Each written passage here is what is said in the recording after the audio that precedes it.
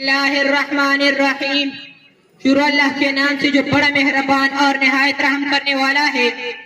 مشکل سے راستے آسان ہو گئے، مشکل سے راستے آسان ہو گئے، دشمن یہ دیکھ کر حیران ہو گئے۔ رکھا میرے نبی نے دنیا پہ جب قدم، رکھا میرے نبی نے دنیا پہ جب قدم، پتھر بھی یہ کلمہ پڑھ کر مسلمان ہو گئے۔ آج مجھے جس موضوع پر تقریر کرنے کا موقع ملا ہے وہ ہے عید میلاد النبی اور سیرت النبی۔ جناب صدر اور قابل احترام ساتھیوں، السلام علیکم ورحمۃ اللہ وبرکاتہ۔ ہر طرف اندھیرے کا راستہ، جہالت کا دور تھا، منافقت تھی، شراب پانی کی طرح پی جاتی تھی۔ امیر آدمی اپنے بیچ کو پیدا ہوتی ہی درگور کر دیتے اور غریب آدمی کی بیچ کو زندہ رکھا جاتا تھا۔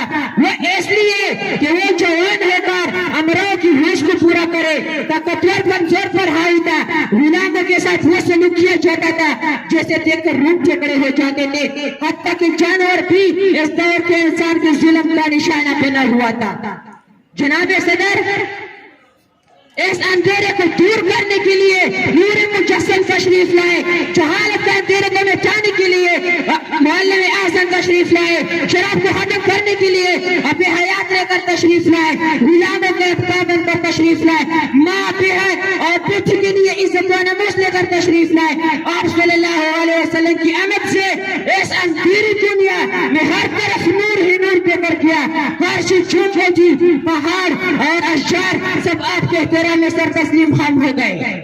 جناب صدر، حضور صلی اللہ علیہ وسلم کی زندگی ہمارے لیے ایک کھلی کتاب ہے، مگر بات ہے عمل کرنے کی، اور وہ کھلی کتاب ہے قرآن مجید۔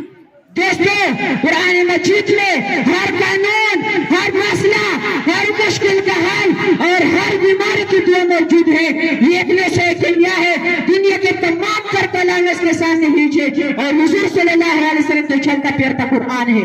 مجھے ترس آتا ہے حضرت حلیمہ کی قسمت پر، جن کی دودھ سرور کائنات نے پیا، جس نے شہنشاہ دو عالم کو اپنے دودھ میں کھلایا۔